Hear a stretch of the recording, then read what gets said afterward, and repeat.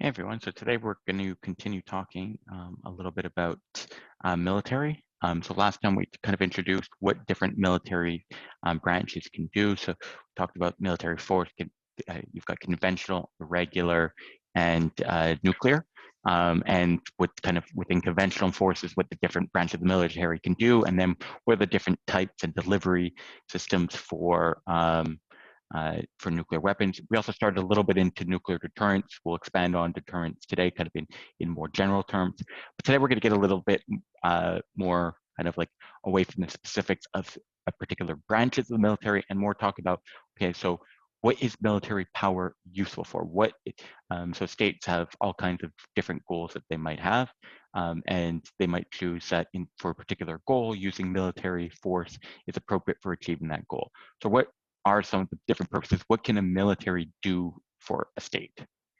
So remember, we've already talked about Dahl's definition of power, but kind of just a good kind of summary for, or kind of a reminder.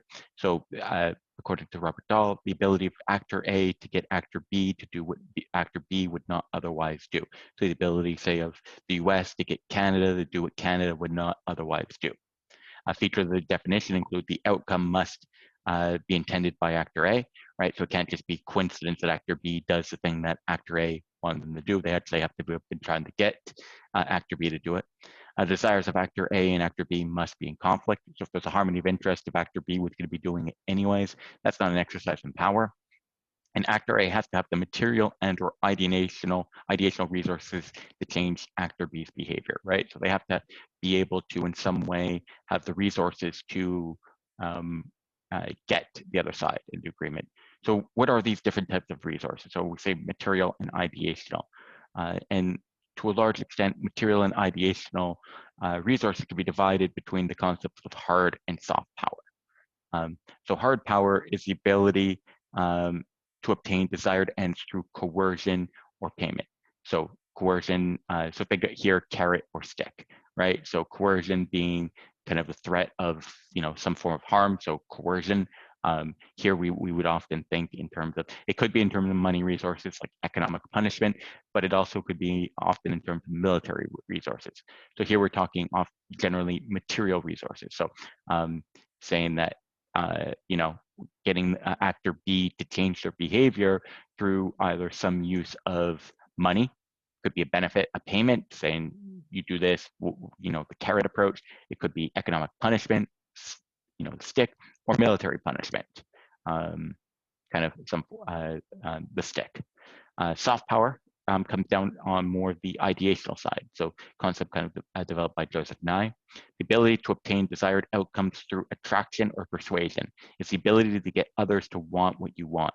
So here we're often talking in terms of cultural attractiveness. So either the state will be more likely to listen to you because of some image that you're an expert, or it's good to listen to you here, so you could easily be persuasive, but it's also sometimes to get the other to want what you want. So this could be in terms of cultural attractiveness. So one of the biggest areas of soft power, say for a country of the US, is that people around the world often consume American media, right? Say people around the world often watch, say, American cinema. And part of watching American cinema is learning American way of life, seeing, the good side of America, making a lot of people kind of wish that they could be living those type of lives, learning to want the things that Americans want. So it makes the US kind of more attractive. And so when the US says, this is what you should be doing if you want to be living the type of lives that we have, well, people are already kind of pre-programmed through the power of American ideas that they've seen in television, that, yeah, that is something that's attractive. We should be doing that. So that's somewhere where, for example, even something is seemingly silly as, Friends, or Modern Family, or Big Bang Theory, different television shows that are, watched around the world, kind of the attractiveness of those shows, the popularity of those shows, can actually be a power resource in many ways for countries like the U.S. We could also think in terms of ideational resources as religion. So if you're, say, the central state in a particular religion, that gives you some form of attractiveness to other states that practice the same religion. So if you speak and you're the center of that religion, well, then others who are practicing in that religion are, more likely to want to emulate what you're doing. It could be, a positive image of being, in Canada's case, of trying to be, peace-loving, kind country. That could make, if you kind of are able to create a trustworthy image in the international community, then if you say something, you're maybe more likely to be able to persuade somebody than someone else, because they trust that the information that you're giving is good and that you're not trying to use this against others, right? So you may be better able to persuade because you've got an image of being trustworthy and, a good player or a good actor. So soft power. So oftentimes when we're talking about military use of the power, we're talking hard power, but also do remember, in terms of the definitions all had, that ideational resources, so soft power, can matter as well. So what are the uses of military power? So Robert Art divided them into 4 different categories. So we've got defense, deterrence, compellence, and swaggering. So we'll look at each of the 4 in turn. So first we have defense. And defense should seem kind of on the surface rather simple to understand what it is. So it's the deployment of military power so as to be able to do 2 things: to ward off an attack and minimize damage to oneself if attacked, right? So ideally, you'd like to be in a strong enough position where nobody even wants to attack you, so you don't get attacked. The strongest defenses are ones that never get challenged. But if you are attacked, you want to be able in a position that you can minimize the damage done to your state. So if you're not able to kind of be in a position where it's strong enough that you could prevent people from even starting to attack you, you want that attack to be as unsuccessful as possible. So who's being targeted in a defensive military posture or defensive use of power? Opposing armies, right? You're trying to prevent attack by opposing armies, so your focus is on opposing armies. Defense may involve peaceful deployments, repellent second strikes, and offensive first strikes. So peaceful deployments, again, so this is kind of the warding off part. So you position troops at key locations on your territory where another side may be wanting to attack. By having these troops positioned here, even though they're not doing anything aggressive, it's known to the other side that they're prepared. Repellent second strike. So this is if you are attacked, you may need to, say if you lose ground, you may need to push the other side out of your territory. So other side attacks, they take 5% of your territory. Well, you'd like to be pushing them back out. So you're going to need to use force to push them out. So again, this is where we talked about in an earlier class where when we were talking about offensive and defensive distinguishability, right? Even we're still talking about defensive use of the power, but to be able to do a repellent second strike, pushing others out of your territory, you need to be using offensive weapons because they've taken the territory and you're trying to push them out, which is an offensive use of force. And then offensive first strikes. And so we'll talk about what those are. Sorry, I should say defensive. So defensive first strikes, not offensive first strikes. So what are defensive first strikes? And these could be put into 2 different categories: preemptive strike and preventive strike. So what's a preemptive strike? So this is striking first when a state believes an attack is imminent. A state strikes to gain first mover advantage. So remember again, when we were talking about the security dilemma and we talked about offense, defense advantage, and about offense defense distinguishability, and said that security dilemma is less of a problem if the defense has the advantage. But now think though about a situation where the offense has the advantage. Whoever goes first is most likely to win, right? If you know that another state is going to be attacking you tomorrow, and you know that whoever attacks first is likely to win, then you don't want to be caught on the defensive because the other side's likely to win if they're able to attack first. So your only real recourse in that sense is to attack yourself. And you have no real desire of necessarily taking the other side's territory. The sole purpose here is in terms of destroying the forces that were going to be attacking you. Because if you wait until they actually attack you, you wait the next day when they actually attack you, because of the offensive advantage, you're likely to lose. If defense has the advantage, there's no need for a preemptive strike, right? You're better to be waiting for them to attack you. So you might as well wait. And then when they come, you're able to stop their attack. And any territory they gain, you can repel them out. But in the case of if the offense has the advantage, right? It's easier to attack than to defend. If you know an attack is coming, then you'd want to be the one to be attacking first. Preventive strike. So this is striking first when a state believes an attack is inevitable. A state strikes before the balance of force turns against it. So in this case, an attack is inevitable, so they know the other side going to be attacking. It's not imminent, so it's not tomorrow, it may not be this year, but they know eventually the other side is going to be attacking. Now, why would you attack first if it's not imminent?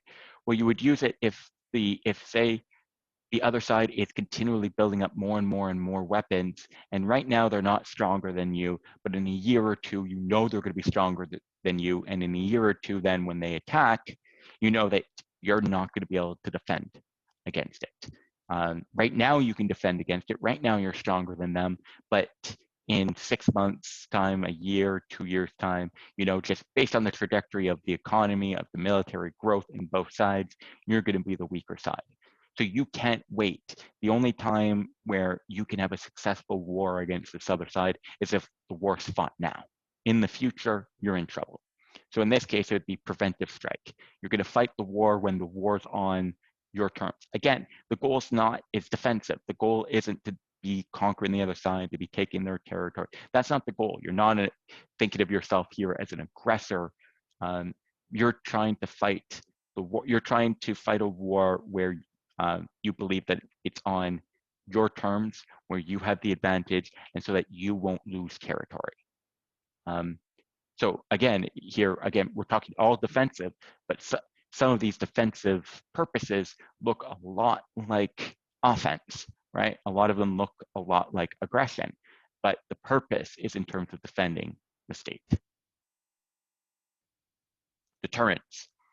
So we talked a little bit about deterrence, but we'll get a little bit more specific as to what the meaning is. So the deployment of military power so as to be able to prevent an adversary from doing something one does not want him to do, and that he might otherwise be tempted to do by threatening him with unacceptable punishment if he does it. Deterrence is a threat of retaliation. So there's kind of this example that I heard that is kind of useful. So here's kind of the way the threat could go. So I have this giant stick. If you do this thing that I do not want you to do, I'm going to bash you over the head with this stick. Is essentially, so it's a threat of punishment if something undesired is done. So if they don't attack you, there's no need to carry out the threat. So think of the world of nuclear weapons, right? Nuclear deterrence is often, if you attack us, we will launch our nuclear weapons and cause massive damage to you. If the other side doesn't attack, then the threat doesn't need to be carried out.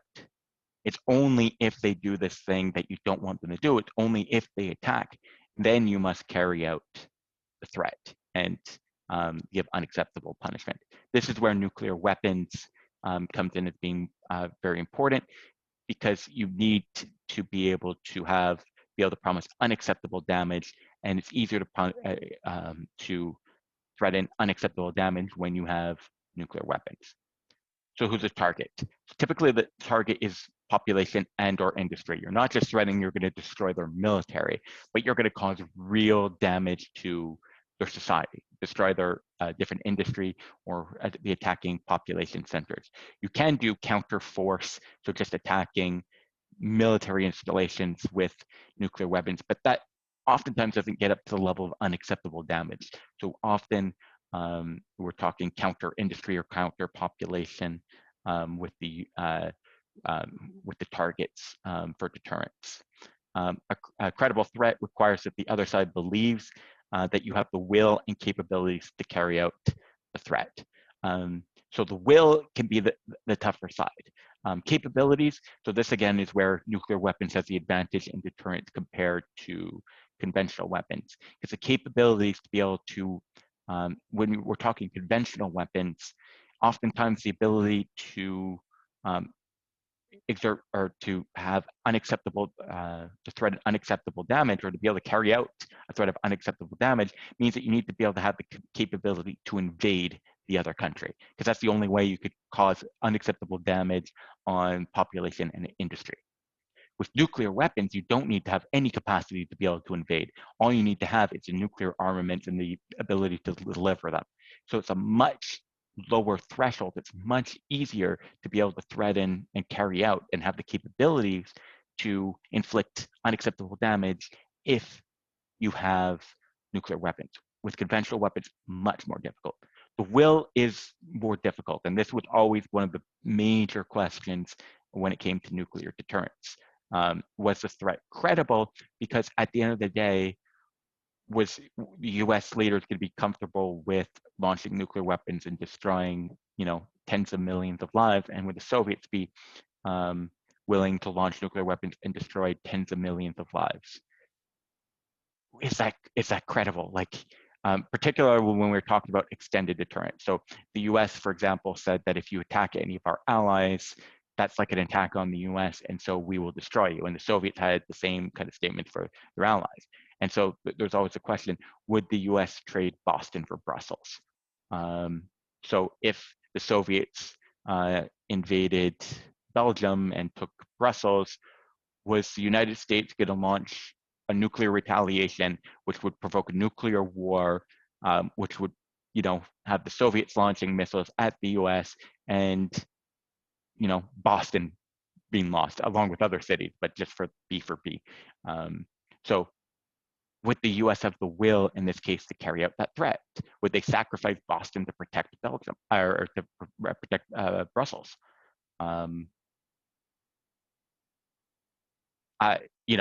That was one of the key, and so that was a major area of research in the Cold War period. A deterrent threat is a peaceful use of military power. If force must be used, deterrence has failed, right? Your threat, the idea of deterrence is that you never have to use your weapons. Deterrence has failed if you have to carry out the threat, right? Because the entire idea of deterrence is that you don't want to have to do it. Defense, sure, too. Ideally, you want to ward off attack, but part of the posturing there too is knowledge that just having a strong defensive line isn't strong enough that you may need to use it. So defense hasn't necessarily failed if you have to use the troops.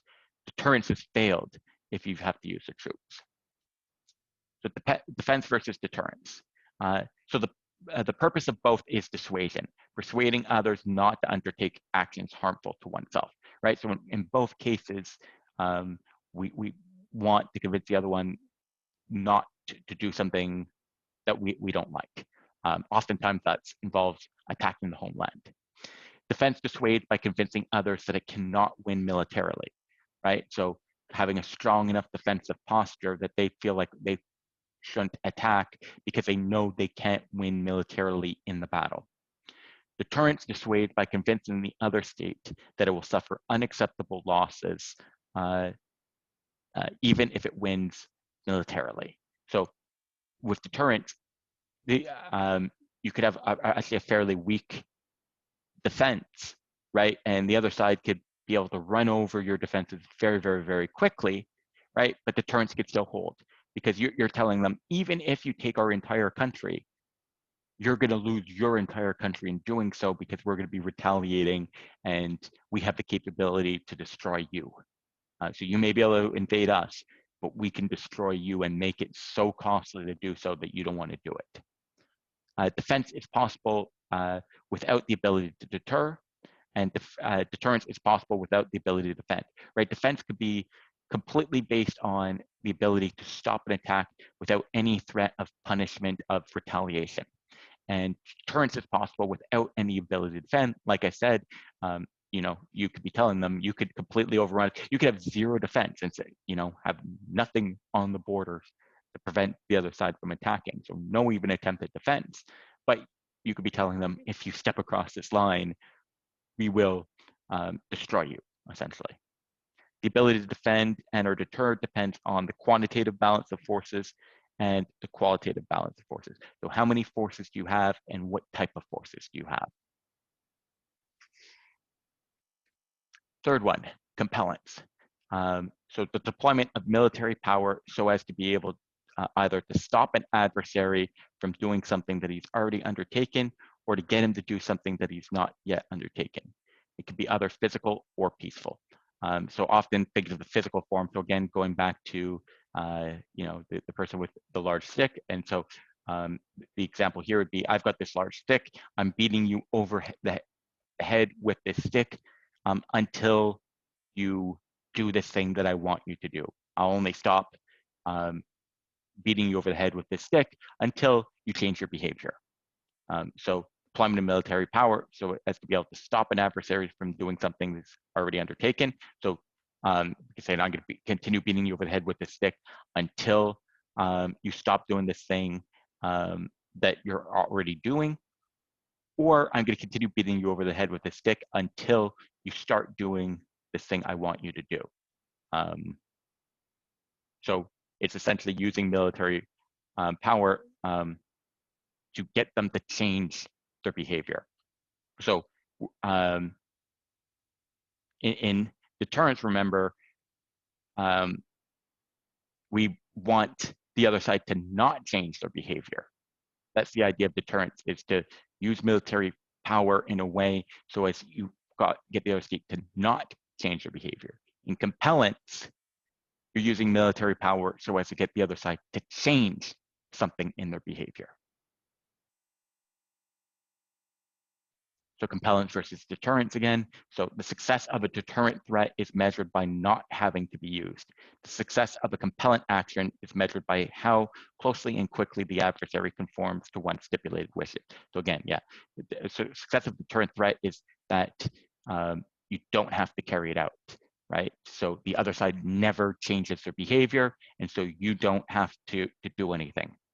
Success in compellence is getting the other side to change their behavior as quickly as possible and to conform as much as possible with what you were asking them to do.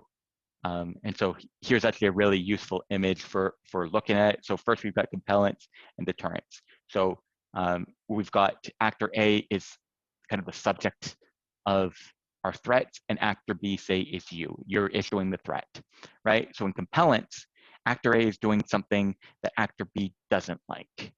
Actor B initiates military action against A in order to get him to stop his or her intolerable action. A stops his or her intolerable action, and B stops his, or B could stop at the same time, right? So B, again, let me get kind of the highlighter. So A is doing this thing that B really, really doesn't like. And eventually B gets so fed up that they could issue a threat, so it could be peaceful, but more often they start using military force against the other side. So it could be, you know, launching missiles, could be limited military incursions, whatever. It could be a blockade, something like that, and says, we'll stop doing this military thing once you change your behavior. And so if compellence is successful, A changes behavior in accordance with what B wants, and then B stops using its military force because it's been successful. If A keeps going, then B keeps using military force until A changes course or B just gives up, gets exhausted. So this would be a kind of an image of successful compellence. A is doing this bad thing. B comes in, starts using military power, telling A, you must change this thing. A changes behavior. Deterrence. A is presently not doing anything that B finds intolerable, right? So, when you've got say, again, let's think of nuclear deterrence, US and Soviet Union. Um, when the US put out the threat to the Soviet Union and vice versa, but we'll go with the US, when the US put out the threat to the Soviet Union of nuclear retaliation, at that time, the Soviet Union wasn't in the middle of attacking Western Europe or the US. So Soviet Union wasn't doing anything intolerable yet. But the US might be worried that the Soviet Union is going to change its behavior. So the US puts out this threat saying, if you change your behavior, we will retaliate. We'll do something. If you change your behavior and do something intolerable, we will punish you. So put out this threat. And successful, in the case of successful deterrence, A continues not doing anything B finds intolerable, right? So the Soviet Union wasn't attacking the US, wasn't attacking the US, wasn't attacking the US or Western Europe. The US comes in and says, don't start attacking us or else we will punish you. And the Soviet Union continues not attacking, not attacking, not attacking, not attacking. That would be successful deterrence.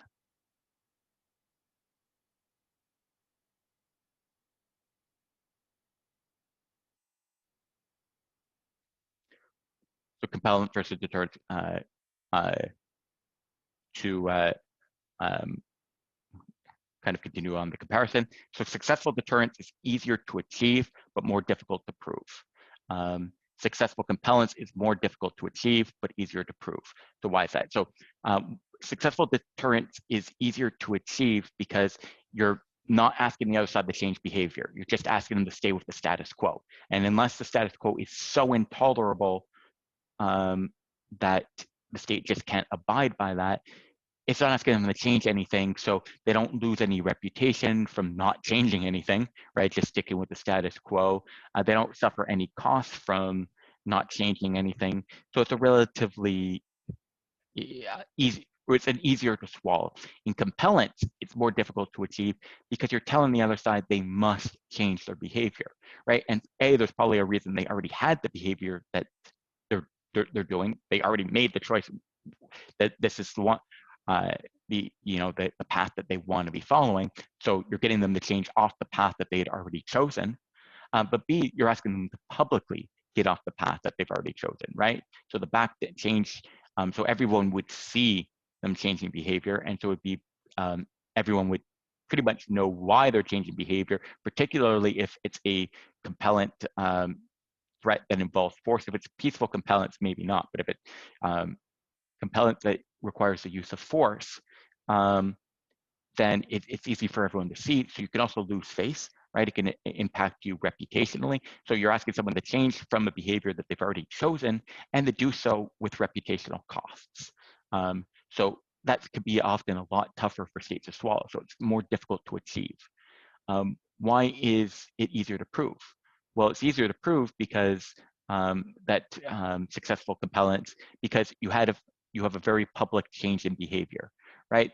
Now, the state may try to lie and say, oh, we changed behavior because we changed our mind that it's no longer useful, right? But because you have kind of state A's doing this thing and then state B issues a threat or starts using military force, and then soon after state A changes its behavior, you kind of have a pretty clear causal relationship, it looks like, right?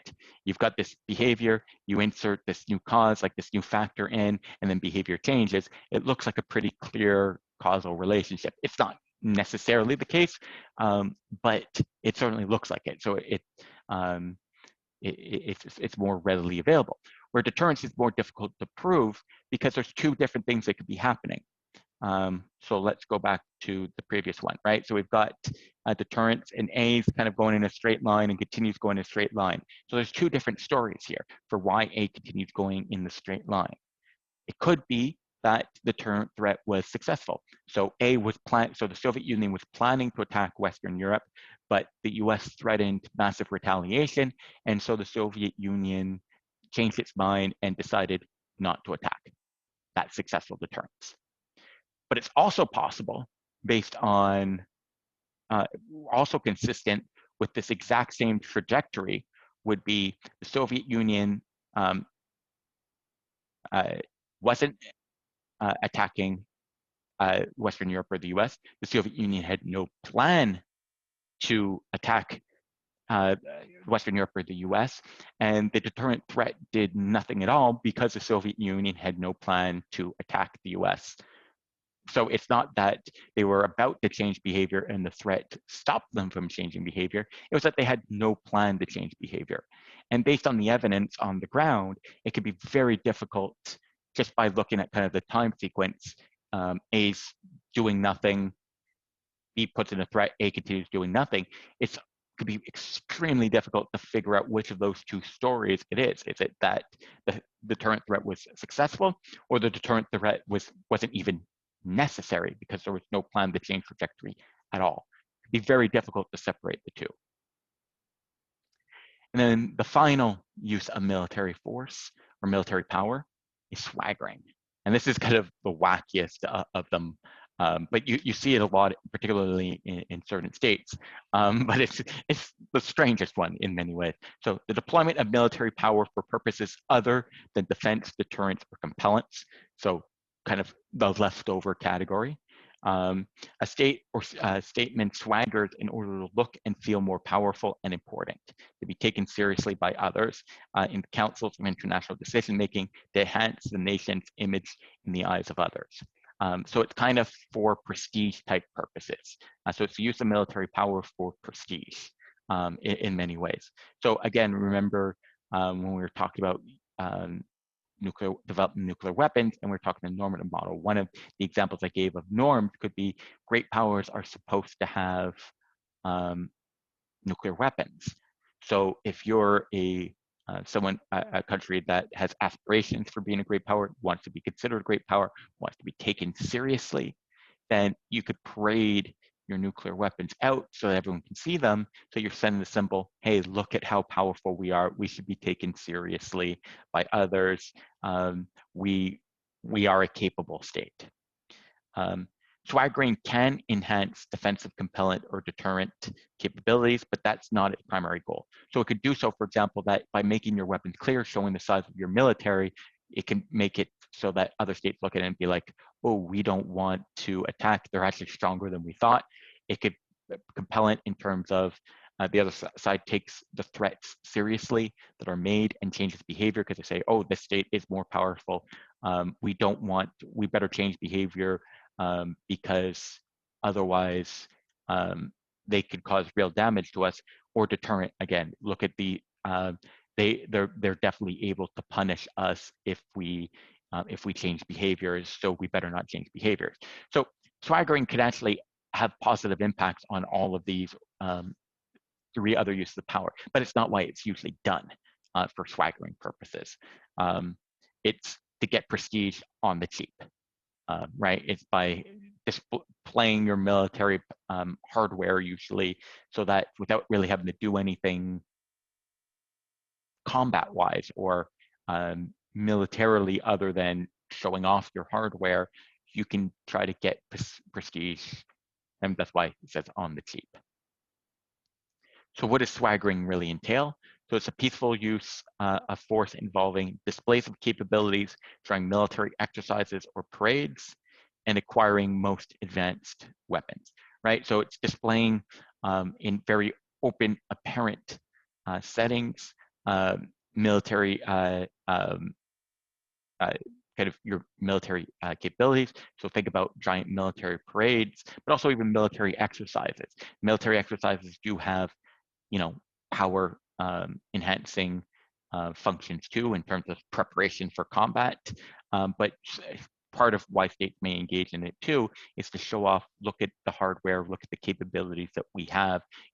Um, we're a real military, look at us. And acquiring the most advanced weapons, right? Look at, we are the most technologically advanced, therefore we deserve prestige and respect. We've developed all the most fancy weapons, all the most technologically advanced ones. We have them. Many countries will engage in certain forms of this. Even the US, the most powerful country, right, will sometimes have military type displays where it's showing off its most advanced weapons, even in movies, right? Some movies where Department of Defense or the Pentagon will kind of loan out different or will cooperate with the filmmakers. There's kind of sometimes I'm watching it and I see and I'm like, well, they're really showing off how shiny some of these new weapons they have. So watching some of the Transformers movies, right? And they're always often in them parading out some of the newest, fanciest gadgets in the US military hardware. You could almost see swaggering as part of why I assume the Pentagon, given the access that they had to some of the weapons, why the Pentagon was agreeing to participate or to cooperate, right? They get to show off all of the fanciest new weapons that they have that other countries don't have, right? And they do it with, a director who used to do commercials and is really good at highlighting and making the product look as good as possible. So even that type of thing, right, could come down on a swaggering side. So here we've got military parade in Russia. So you've got massive numbers of troops, but also often parading some of the most advanced weaponry through the streets as well. So these have important swaggering, right? When the media is looking at it, it's showing size of army, just like lines and lines of troops going through with weapons, but then also the advanced weaponry, nuclear missiles, or the most advanced new ballistic missiles going through the streets. Military parade in China, same type of thing. So here you've got all different kind of missile carriers going through in long lines. Military parades in North Korea. As you can notice here from the first three examples, swaggering in the form of military parades and swaggering in general is most common often in authoritarian regimes, particularly using the military parade angle for a variety of different reasons. But it's not unique to authoritarian regimes. So here we've got a military parade in France. So France is known for having military parades as well. And it's not to say military parades are just bad. Swaggering's not necessarily just bad. And having these military parades isn't necessarily just for swaggering. There could be other things in terms of showing appreciation for the troops, nationalism, kind of national symbols, right? It's not just necessarily swaggering, but it's a component of it. NATO military exercises. So here, different flotilla of NATO ships sailing together in formation. So distinguishing between the different uses of forces. So we must know the motives of the actor. However, motives cannot always be inferred from actions. Different motives may produce the same action. So again, it can be really hard to distinguish if we don't know the motive, and usually we don't know the motive, it can be really difficult to figure out between certain different uses of military power. So peaceful defensive and peaceful compellant both look the same in terms of behavior. So if you see this behavior and you don't know the motive, it can be very difficult to figure out, is this defensive in intention or is it compellant?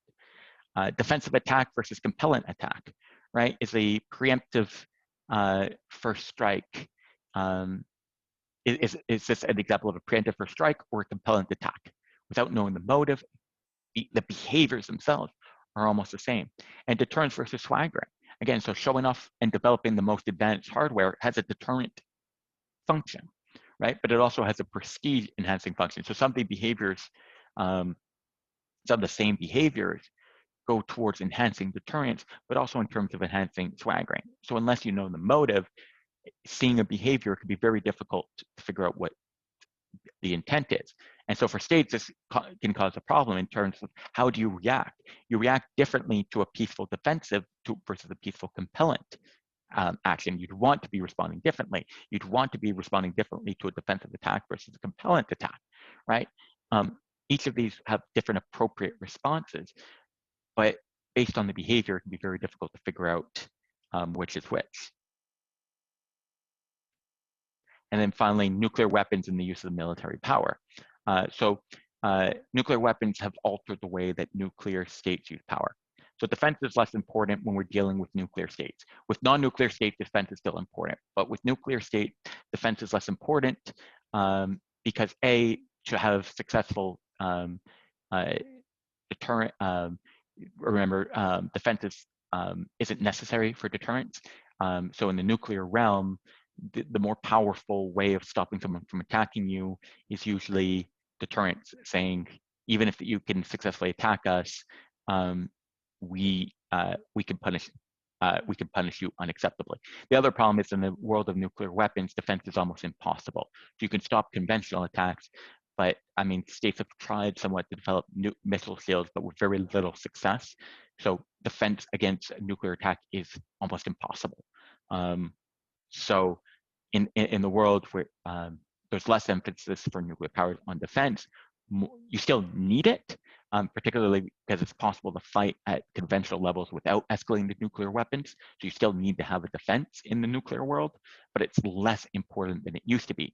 Where in the non-nuclear world, where deterrence was very difficult because you needed to be able to credibly threaten unacceptable damage, you needed to be strong enough to really be able to project your military power deep into another country's state, which requires a lot of power. Deterrence was quite difficult, so there's greater emphasis on defense. Deterrence and swaggering are more important.